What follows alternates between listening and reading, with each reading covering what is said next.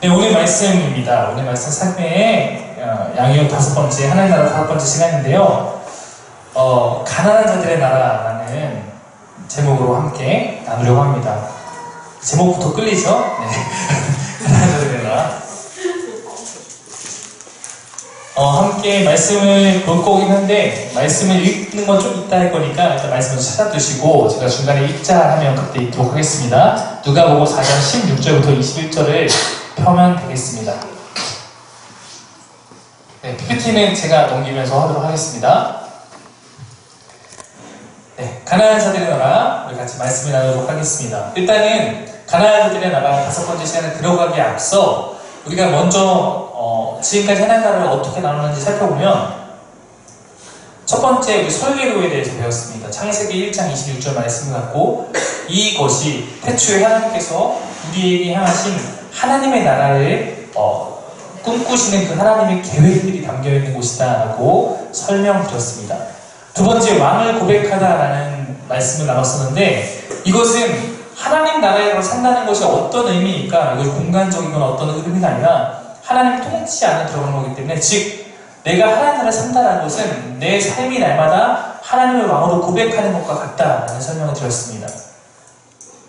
네, 그 다음 세 번째 나우의 히어로이라고 해서 이제 그 나라가 먼 미래에 있는 것이 아니라 지금 이곳에서 우리에게 이루어져야 할 사명이고 또 다음 세대를 향해서 우리가 준비해야 될 사명이라는 것들 나만 들어가는 나라가 아니라 모두에게 이 나라를 확장하고 전해서 같이 시작되게 해야 될 나라라는 것을 나눴습니다.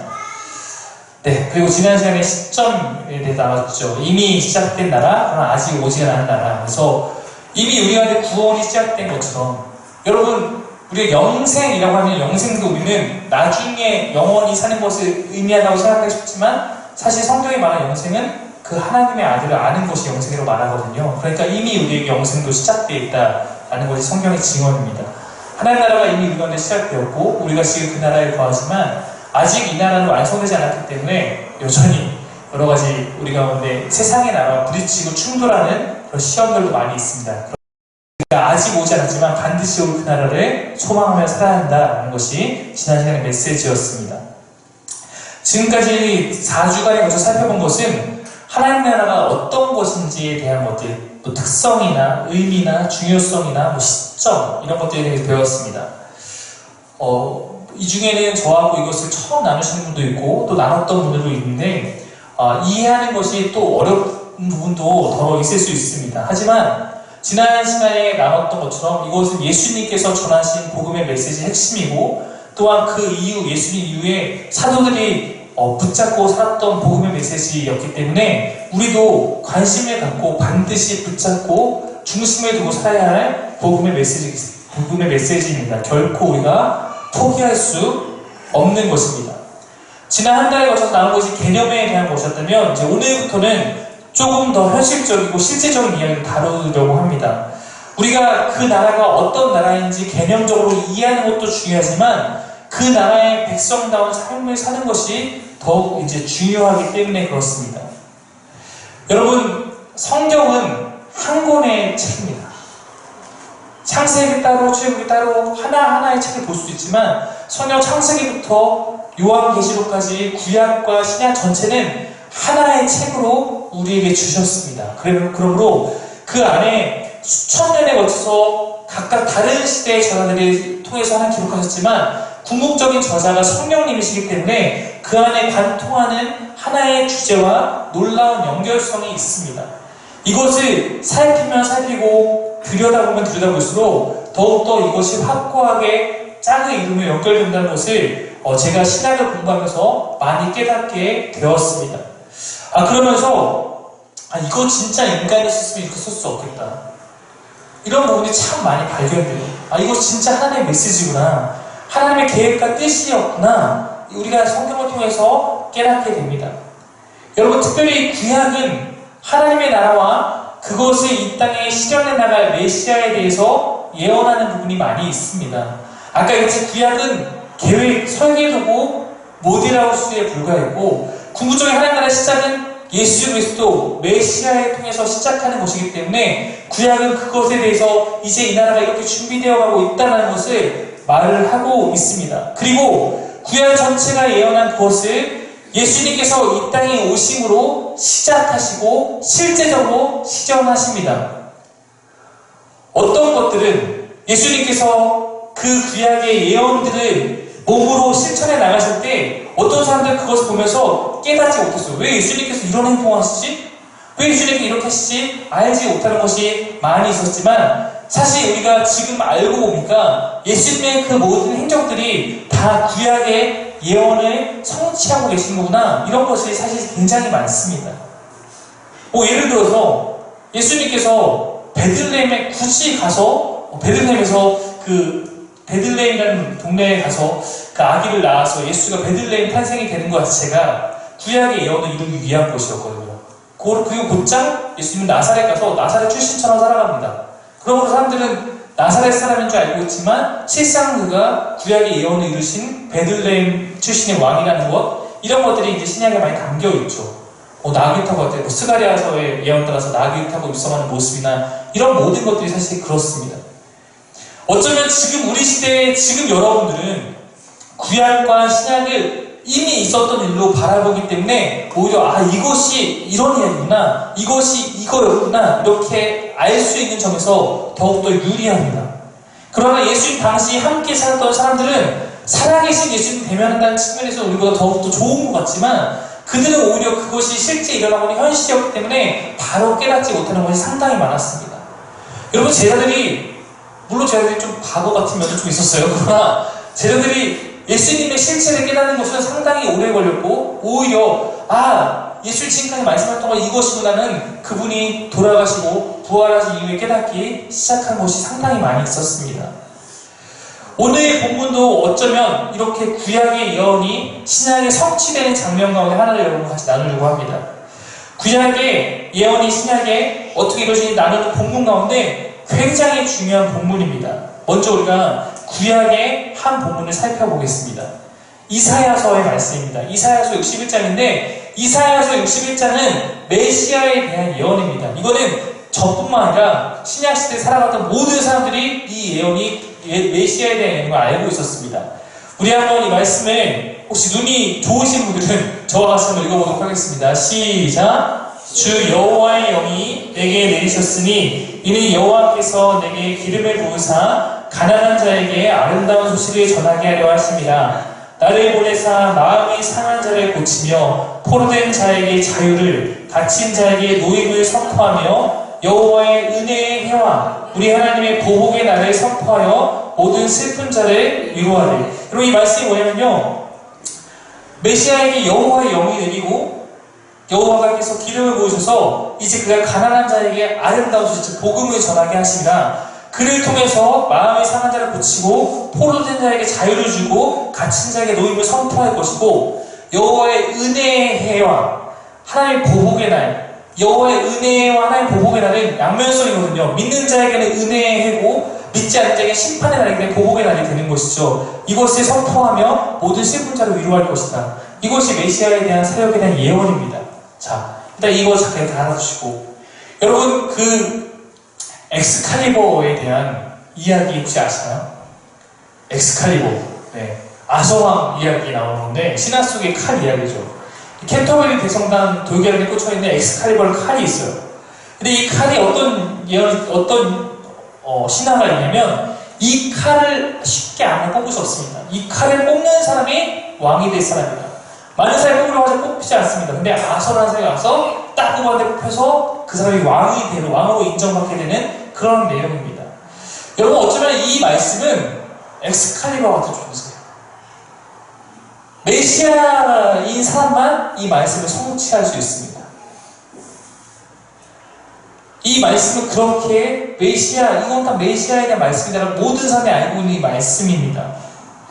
유대인들도 이거 메시아에 대한 말씀이야라고 다 알고 있어요. 후에 메시아가 오시면 이런 일을 할 수 있을 거라고 기대하고 있었습니다. 자, 근데 신약에서 당시 막 이제 성경 교사로 조금 유명해지고 있는 예수라는 선지자이고 성경 교사처럼 보이는 젊은 청년이 사고를 칩니다. 어디서 치냐면 그 나사렛이라는 그 마을의 회당에서 가지고 사고를 칩니다. 나사렛은 예수님의 고향입니다. 자, 이렇게 오늘 본문을 말하고 있습니다. 한번 같이 오늘 본문을 읽어보겠습니다. 시작. 예수께서 그 자라나신 곳 나사렛에 이르사 늘 하시던 대로 회당에 들어가사 성경을 읽으려고 서심해 선지자 이사야의 글을 드리고는 책을 펴서 이렇게 기록된 데를 찾으시니 곧 주의 성령이 내게 임하셨으니 이는 가난한 자에게 복음을 전하게 하시려고 내게 기름을 부으시고 나를 보내사 포로된 자에게 자유를 눈먼 자에게 다시 보게 함을 전파하며 눌린 자를 자유롭게 하고 주의 은혜를 전파하게 하려 하심이라 하였더라. 어떤 상황인지 아시겠죠? 나사렛에 회당에 예수님이 들어가십니다. 회당에 들어가 성경을 가르칠 수 있는 권한은 아무나 가질 수 있는 건 아니에요. 예수님께서 이미 그 전에 가버나움에서 사역을 하셨기 때문에 예수님께 어느 정도 권위 있는 성경 교사라는 것이 인정되었기 때문에 회당에서 그에게 성경을 권해서 예수님께서 성경을 가르치실 수 있게 된 겁니다. 이 성경을 가르치실 때 이사야서 많이 피고 지금 아까 봤던 엑스칼리버와 같이 봉인되어 있는 이사야서 61장을 펴고 있는 겁니다. 읽는 것까지 이해가 안 되죠. 여기서 이제 당연하게 사람들이 이렇게 기대하죠. 이 말씀이 메시아에 대한 예언인 것처럼 이렇게 나와야 되는 게 정상인데 그 뒤에 예수님께서 하신 행동은 이렇습니다. 같이 읽겠습니다. 시작. 책을 덮어 그 맡은 자에게 주시고 앉으시니 회당에 있는 자들이 다 주목하여 보더라. 이에 예수께서 그들에게 말씀하실 때 이 글이 오늘 너희 귀에 응하였느니라 하시니. 자, 여러분 나사렛은 예수님의 고향입니다. 사람들이 모두 다 그런 거 그를 일컬어 나사렛 예수라고 말합니다. 나사렛 출신의 예수라는 뜻입니다. 그래서 많은 사람들은 나사렛 출생으로 알고 있습니다. 아까 얘기했듯이 그러나 사실은 베들레헴 탄생이었습니다. 나사렛 동네 사람들은 예수라는 청년을 잘 알고 있죠. 왜냐면 30살 될 때까지 그 지역에 살았고 저 친구가 요셉네 집에 아들이래. 엄마가 마리아래. 이러면서 살았을 거 아닙니까? 목수로 살았습니다. 그가 갑자기 30살 때부터 근처에서 말씀을 가르치기 시작합니다. 갈릴리라는 좀 더 큰 지역, 나사렛은 갈릴리의 한 도시이거든요. 갈릴리에서 가르친 대로 좀 유명해지기 시작하더니 이제 고향에 와서 회당에 와서 가르칠 겁니다. 그리고 회당이라는 회당은 지금으로 말하면 예배당 같은 거예요. 유대인이 모여서 예배드리는 곳이 회당입니다. 원래 유대인들은 성전에서 예배해야 하지만 이들이 이미 그 구약 마지막 시기에 포로 생활 가운데 성전에 갈 수 없었기 때문에 자신들이 머무는 곳마다 회당을 지어놓고 거기서 모여서 예배하는 전통이 생겼습니다. 그러니까 우리로 말하는 것처럼 지역교회 같은 거예요. 신약시대에 와서는 유대인이 사는 곳마다 다 회당이 있었습니다. 이 회당 예배는 아무 때나 아무렇게나 시작될 수 없고 남자 10명이 모여만 시작이 가능합니다. 남자 10명이 모이면 찬양하고 기도하고 쉐마라고 유대인의 어떤 그 말씀 한 부분을 읽고 다시 기도문을 읽으면 이제 성경을 낭독하고 해석하고 축도하는 이런 형식입니다. 아까 얘기했듯이 이미 예수님께서 어느 정도 알려준 성경 교사였기 때문에 이렇게 할 수 있었습니다. 근데 중요한 것은 이 말씀을 읽으신 후에 예수님의 행동이 이 글이 오늘 너에게 응하였다라고 말했어요. 이것은 이 말씀이 오늘 성취되었다라는 뜻입니다. 그럼 이게 무슨 얘기냐면 오늘 이 말씀이 말하고 있는 메시아가 너희 앞에 왔다라는 뜻이에요. 그리고 나사렛 회당에 모여있는 유대인들 입장에서는 이게 얼마나 황당한 일입니까? 이 선언은 그만큼 아무나 할 수 없는 해서는 안 되는 이야기였기 때문입니다. 이 일의 결과 어떻게 되는지 아십니까? 얘 죽여. 그래서 그 나사렛 동네에 절벽으로 끌고 가서 죽이려고 하니까 예수님께서 초기에 잘하셨던 행동 중에 하나가 도망치는 거였거든요. 그래서 예수님께서 도망치셔서 다른 마을로 피신하여 가셨더라라고 성경은 멋있게 기록해주고 있습니다. 도망갔어요. 네. 여러분, 예수님의 이 선언은 굉장히 멋졌으나 사실 그곳에 있는 어느 누구도 반응해주지 않았던 고요 속의 외침과 같은 곳이었습니다. 근데 누가 보면요, 이것이 예수라는 한 청년이 잠깐 미쳐서 한 이야기가 아니라 이것이 많은 사람이 깨닫지 못하고 있지만 사실 이 말씀이 진리다라는 것을 이렇게 표현하고 있습니다. 여러분, 그 가장 뒷부분에 좀 내려오면요, 다른 지역에서 이렇게 예수님께서 사역을 하시는데 그 귀신을 쫓는 사역하실 때 귀신이 이렇게 증언하는 거예요. 귀신이 소리로 당신은 하나님의 아들입니다. 사람들은 아무도 몰랐어요. 아무도 인정하지 않아 죽이려고 했지만 오히려 영이신 하나님의 존재를 너무나 잘 아는 귀신만큼은 다 알고 있었더라. 이것이 누가복음 4장에서 하나님의 아들 예수 그리스도를 증언하고 있는 방법이었습니다. 그러면서 예수님께서 이런 하나님의 아들로서의 사명을 다하시기 위해서 뒤이어서 이렇게 말씀하십니다. 예수께서 이르시되 내가 다른 동네들에서도 하나님 나라 복음을 전하여야 하니 나는 이 일을 위해 보내심을 받았노라 하시고 갈릴리 여러 회당에서 전도하시더라. 예수님께서 지난 시간에 말씀하셨던 것처럼 하나님 나라의 복음을 전하는 사역을 하기 위해서 왔습니다. 그러므로 그가 하셨던 것이 가르치고 고치셨던 거였어요. 아까 나사렛 회당에서 가르침을 먹히지 않았습니다. 그러나 그것이 먹히지 않았다고 해서 진리가 아닌 것은 아닙니다. 말이 좀 이상하네요. 네, 그러나 진리입니다. 네. 이렇게 나사렛 회당 사건 이후 예수님은 하나님 나라 복음 전파라는 사명을 따라 그가 이 땅에 오신 이유를 따라서 복음 전파의 삶을 살아가십니다. 자, 여러분, 그럼 우리가 이렇게 이해할 수 있습니다. 이사야서에서 메시아가 와서 하시는 사역은 가난한 자들을 위한 아름다운 소식을 선포하는 것이었습니다. 누가복음에서도 예수님께서 주의 성령이 임하신 것은 가난한 자에게 복음을 전하기 위해서 이렇게 된 것이다 라고 말씀하고 있습니다. 즉 하나님 나라의 복음은 가난한 자에게 전파되는 복음이라는 특징이 있습니다.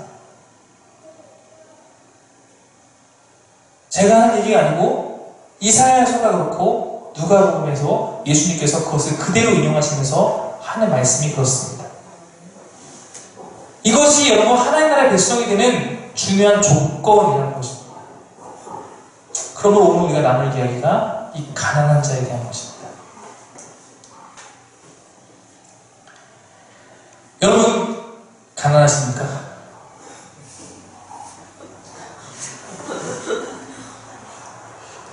그럼 가난의 정도를 어떻게 규정할 수 있을까요? 연봉이 한 2천 안 되면 이제 가난한 거고, 2천 넘으면 가난하지 않은 거고, 아니면 뭐 집이 전세 세면 월세 세면 가난하고 전세 세면 가난하지, 뭘로 나눌 수 있을까요? 여러분, 그러나 오늘 우리가 이 말씀이 끝나면 내가 가난한 자인가 아닌가 알 수 있을 것입니다.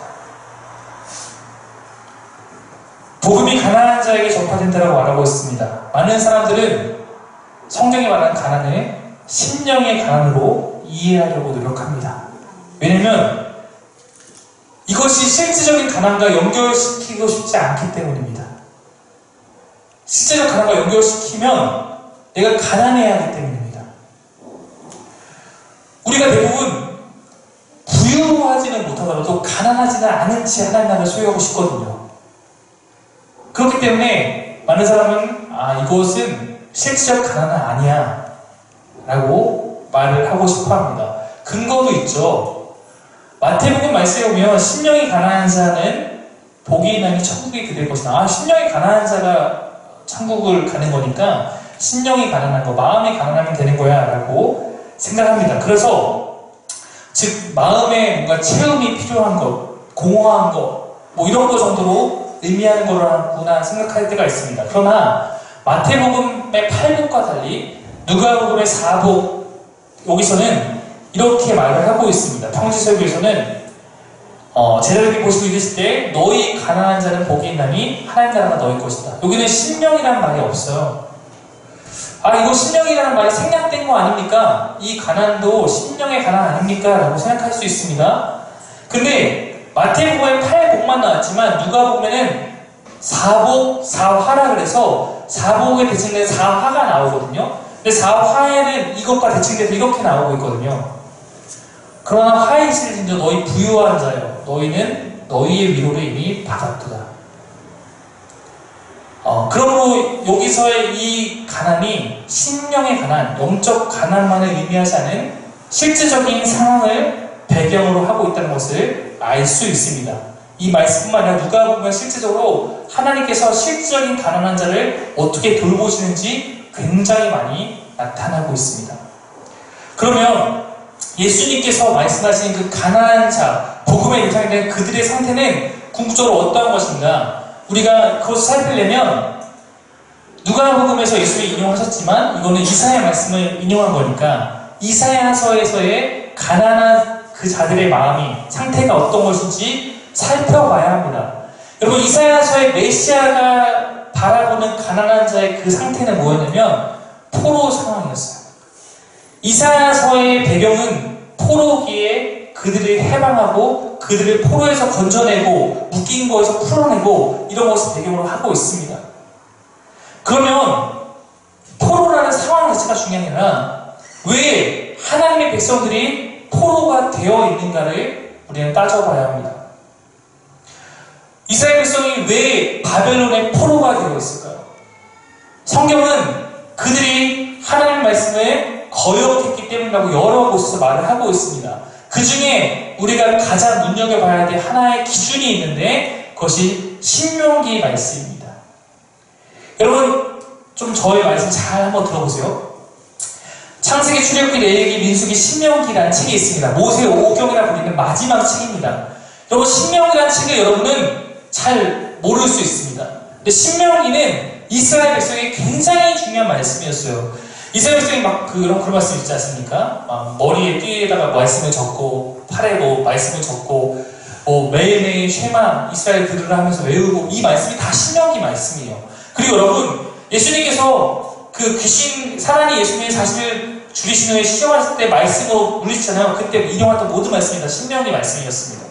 신명기는 이스라엘 백성에게 이렇게 살면 되고 이렇게 살면 원되지 않다는 기준이 되는 말씀이었어요. 신명기는 그렇습니다.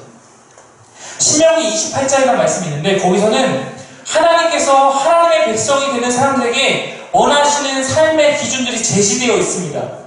이거는 개인에게 주신 말씀이 아니라 이스라엘 공동체 전체에게 주신 말씀이었습니다. 이때 두 가지가 나타나죠. 하나님 뜻대로 살았을 때는 너희가 뭘 받을 것이다? 복을 받을 것이다. 하나님 뜻대로 살지 않았을 때 너희가 뭘 받을 것이다? 저주를 받을 것이다. 이 28장은 복과 저주를 함께 다루고 있습니다. 이 신명기 28장을 펴서 읽어보면 여러분 교회에서 굉장히 많이 들었던 복에 대한 이야기가 많이 나와요. 내가 들어가도 복을 받고 나와도 복을 받고 어디서 복을 받고 막 이런 이야기들이 28장에 있는 말씀을 인용한 거예요. 근데 여러분 우리는 복에 대한 것을 그 말씀을 통해서 더 많이 이야기하지만 말씀 자체는 사실 저주에 대한 게 훨씬 더 길게 나와 있습니다. 그만큼 더 살지 않았을 때도 이렇게 되니까 조심하라는 얘기를 더 길게 하고 있습니다. 근데 이 신명기는 어떤 책이냐면 모세라는 이스라엘 지도자가 죽기 직전에 했던 세 편의 설교를 모아놓은 것이 신명기입니다. 이 신명기의 설교를 듣는 사람들은 누구냐면 출애굽 2세대예요. 출애굽 2세대라는 건 뭐냐면 출애굽 처음 나왔던 사람들이 하나님의 심판을 받아 다 광야에서 죽게 되고 다시 그 사이에 태어난 사람들 이제 그런 사람들을 출애굽 2세대라고 부릅니다. 여러분 아시겠지만 출애굽 1세대 제일 먼저 출애굽했던 그 모든 세대 가운데 가나안 땅에 들어간 사람 누구밖에 없습니까? 여호수아, 갈렙밖에 없어요. 즉 여호수아, 갈렙도 다 실패했습니다. 이들이 왜 실패했습니까? 불신앙과 불순종 때문이에요. 불신앙과 불순종, 믿지 않고 순종하지 않았기 때문입니다. 근데 예레미야서는 우리의 모든 심령의 모든 인간의 죄는 다 불신앙과 불순종이다 동일하게 반복하고 있다 말합니다. 그 불신앙과 불순종의 결과 하나님께서 그들을 심판하십니다. 그 심판이 40년의 광야 생활이었습니다. 모세는 이제 그 모든 과정을 겪어왔어요. 내가 이끌고 나왔던 나의 백성들이 함께 하나님께 불신앙과 불순종의 죄를 졌기 때문에 가나안 땅에 들어가지 못하게 된 것을 경험했고 모세 자신도 못 들어가게 됐습니다. 이제 그 다음 세대, 이 세대만큼은 실패하지 않기를 바라면서 그들에게 전하고 있는 하나님의 메시지가 신명기 말씀인 거예요. 그래서 모세가 얼마나 마음 다해서 전하겠습니까? 너희는 너희 조상들의 실패를 되풀이하지 말고 너희는 반드시 실패하지 말아라. 하나님 원하시는 것은 이것이다. 그럼 하나님이 너희에게 이것을 약속하셨다. 하나님 원하시는 이것인데 너희가 이것을 지키지 않을 경우에 이렇게 저주받게 될 것이다. 그러니까 너희가 제발 잘 지켜라. 이런 말씀이 신명기입니다. 여기 신명기 28장을 보면요. 다 볼 수 없으니까 몇 가지만 같이 나누겠습니다. 누가 복을 받는가? 이렇게 나와 있어요. 한번 읽겠습니다. 시작. 내가 내 하나님 여호와의 말씀을 삼가 듣고 내가 오늘 내게 명령하는 그의 모든 명령을 지켜 행하면 내 하나님 여호와께서 너를 세계 모든 민족 위에 뛰어나게 하실 것이다. 너라는 건 공동체라고 했습니다. 당연히 이스라엘 공동체가 너희가 세계 모든 민족 가운데 가장 뛰어난 나의 백성이 되는 것은 내 명령을 순종하는 것이다. 이러면 너희가 복을 받는다라고 말하고 있습니다. 그러면 이 순종했을 때 받는 복의 내용이 무엇인가 구체적으로 이렇게 나오고 있어요. 읽겠습니다. 시작. 여호와께서 내게 주리라고 내 조상들에게 맹세하신 땅에서 내게 복을 주사 내 몸의 소생과 가축의 새끼와 토지의 수산을 많게 하시며 즉 너희가 약속한 땅을 차지할 것이고 그 안에서 풍요를 경험할 것이다. 이것이 복이었어요. 자, 그러면 누가 저주를 받는가? 아까 이미 답을 줬지만 한번 같이 확인하겠습니다. 시작. 네가 만일 내 하나님 여호와의 말씀을 순종하지 아니하여 내가 오늘 내게 명령하는 그의 모든 명령과 규례를 지켜 행하지 아니하면 이 모든 저주가 내게 임하여 내게 이를 것이다. 저주가 쫙 나옵니다. 그 저주 가운데 주목해봐야 될 거 아까 복에 대한 내용과 대치되는 것이 하나 발견됩니다. 이 말씀이에요. 읽겠습니다. 시작. 여호와께서 너희에게 선을 행하시고 너희를 번성하게 하시기를 기뻐하시던 것 같이 이제는 여호와께서 너희를 망하게 하시며 멸하시기를 기뻐하시니 너희가 들어갈 차지할 땅에서 뽑힐 것이요. 복과 저주가 대치되어 나옵니다. 복은 땅을 차지하고 그 안에서 번성하는 거였어요. 저주는 망하여 그 땅에서 쫓겨나는 것이 받을 저주였습니다. 이 28장은 이스라엘 공동체에게 주신 것이기 때문에 하나님 앞에서 다 같이 복을 받거나 다 같이 저주를 받는 그런 공동체적 예언입니다. 이러한 공동체적 특징을 우리가 여기서 찾을 수 있습니다. 한번 같이 읽어보겠습니다. 시작.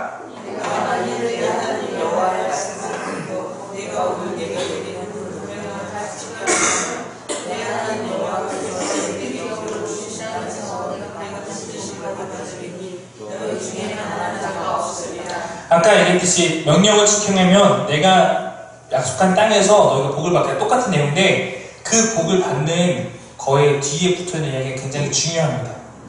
너희가 복을 받게 되면 그 복을 받는 증거 중에 하나가 너희 중에 가난한 자가 없을 것이다. 하나님의 축복이 부요함으로 나타납니다. 근데 이것이 개인적인 부요함이 아니라는 거예요. 이 복의 중요한 특징입니다.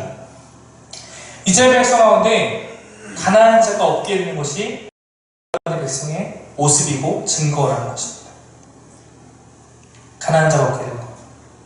근데 이스라엘 백성마다 가난한 자가 없게 되는 것이 모두가 다 동일한 재산을 소유하고 동일하게 풍족하게 돼서가 아니라는 것을 알 수 있습니다. 왜냐면 뒤에 이어서 6절부터 8절은 이렇게 나와 있어요. 저희 목이 좀 간지러워서요. 한번 여러분이 한번 읽어주십시오. 시작. 내 하나님 여호와께서 내게 허락하신 대로 내게 복을 주시리니 내가 여러 나라를 구워줄지라도 너는 통치하지 아니하겠고 내가 여러 나라를 통치할지라도 너는 통치를 하지 아니하리라.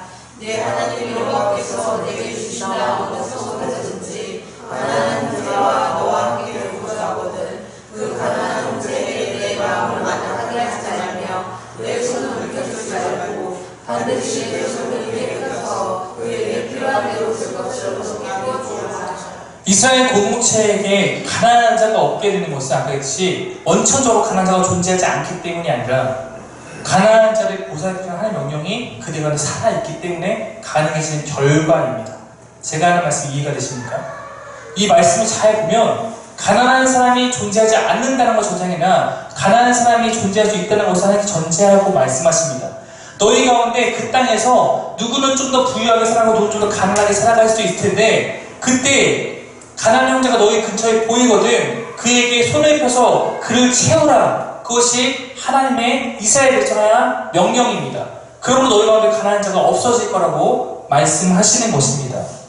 즉 가난한 자가 모두 없는 그러한 나라 그것이 하나님께서 원하시는 나라의 모습이고 그것은 이스라엘 백성들이 하나님의 말씀대로 펴서 나누는 순종의 결과로 나타나는 것이었습니다.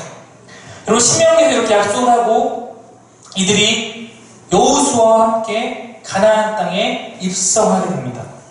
하나님의 놀라운 능력으로 그들이 전쟁에서 승리하며 그 땅을 차지하게 됩니다.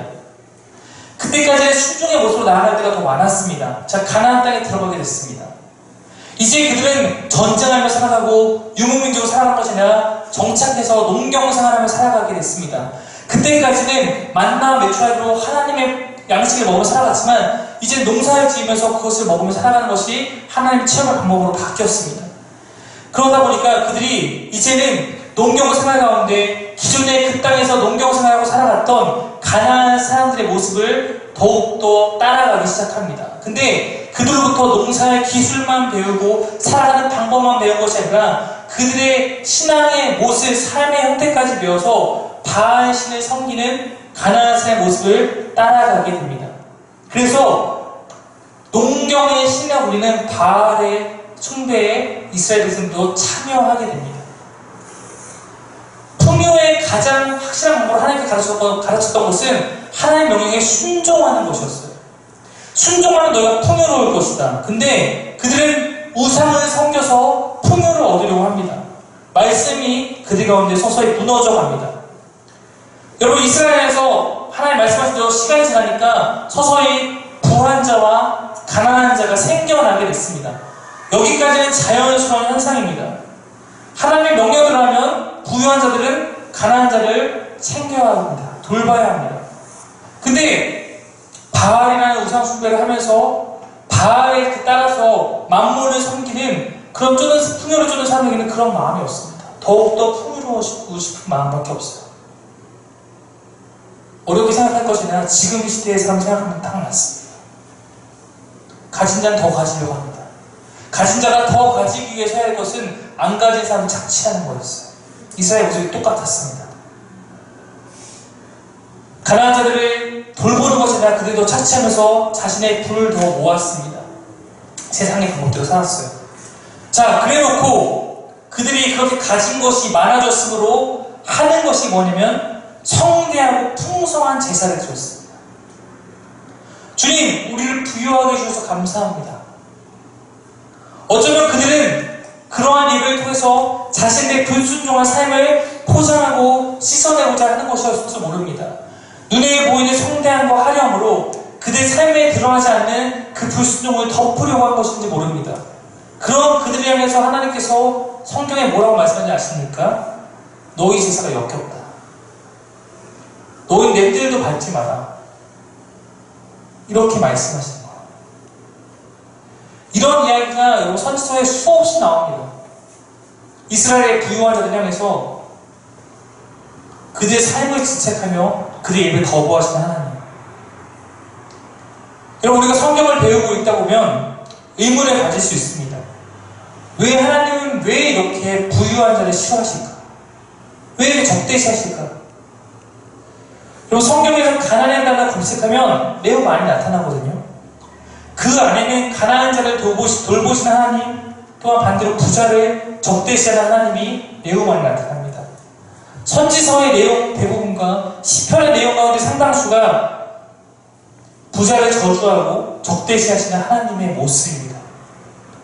여러분, 그럼 왜 하나님께서 가난한 자의 편이 되어주실까요? 여기에 신앙적 비밀이 있습니다.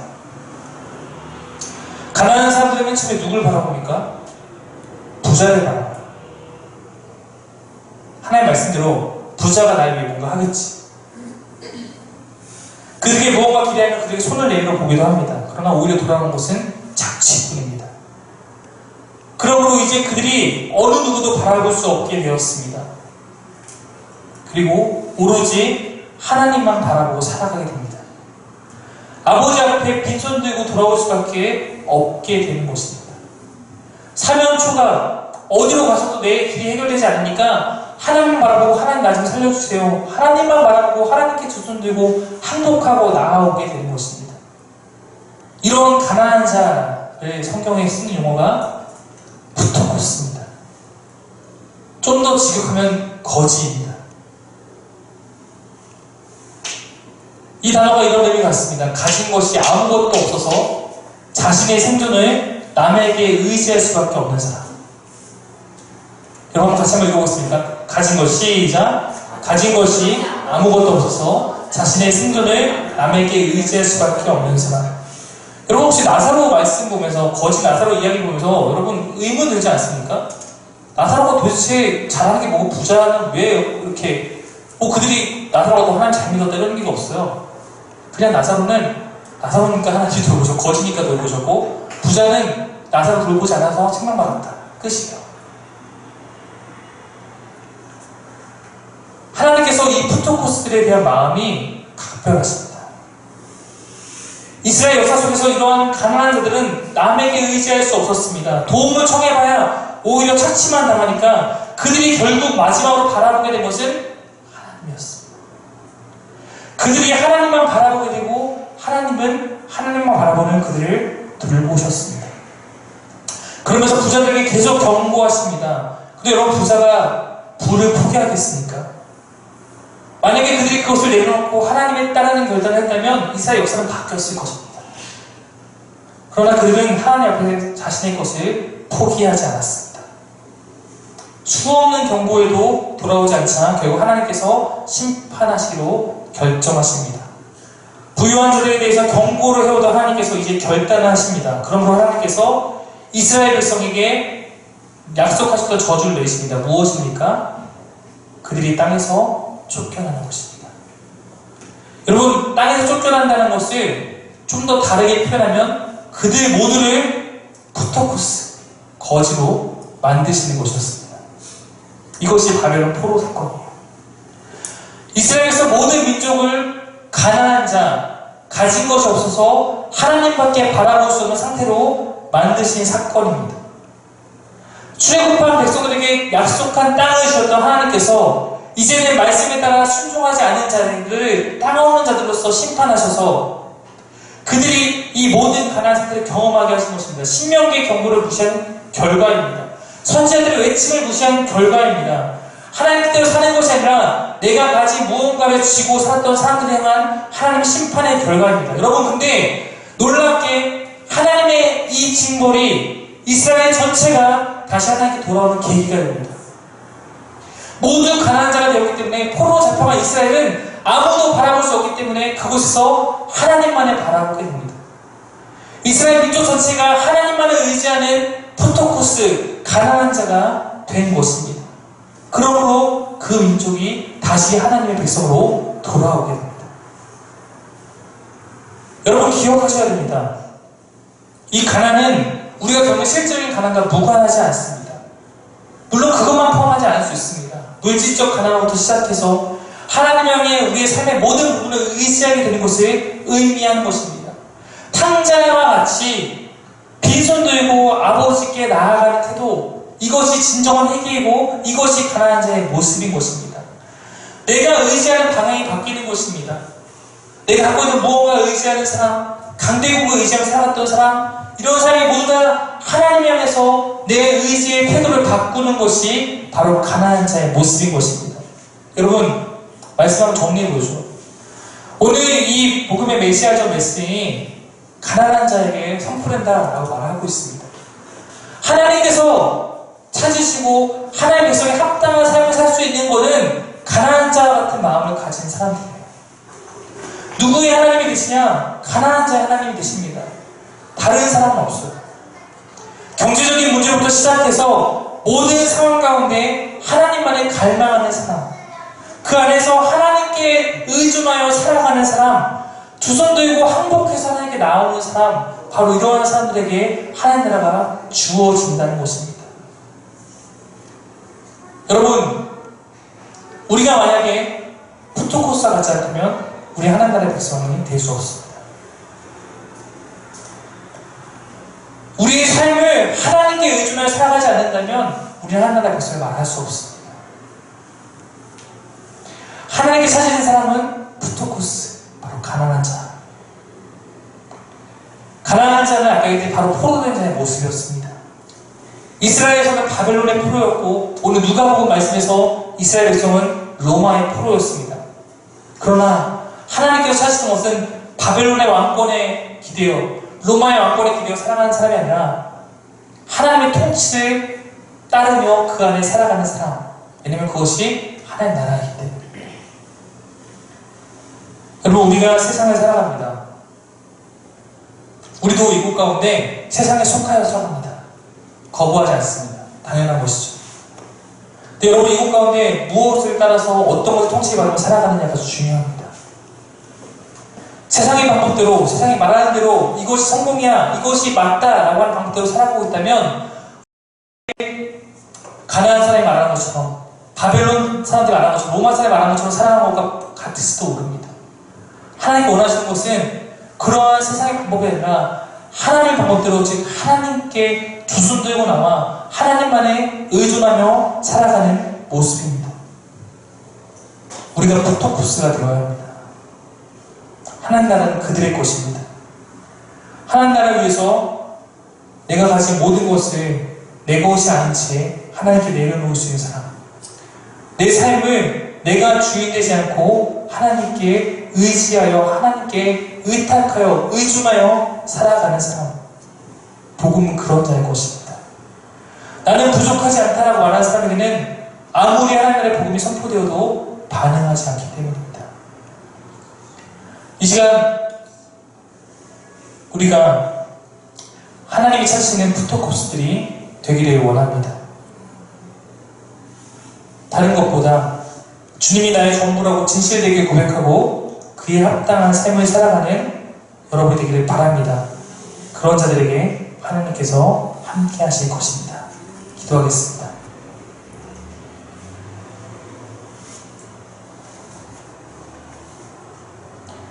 지금 나의 마음이 무엇을 바라보고 있습니까?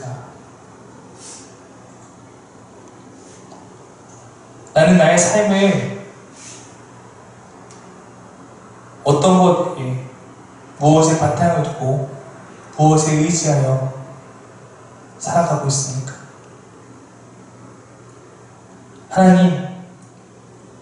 하나님이 찾으시는 가난한 자가 되어 하나님만을 의지하고 살아갈 수 있기를 원합니다.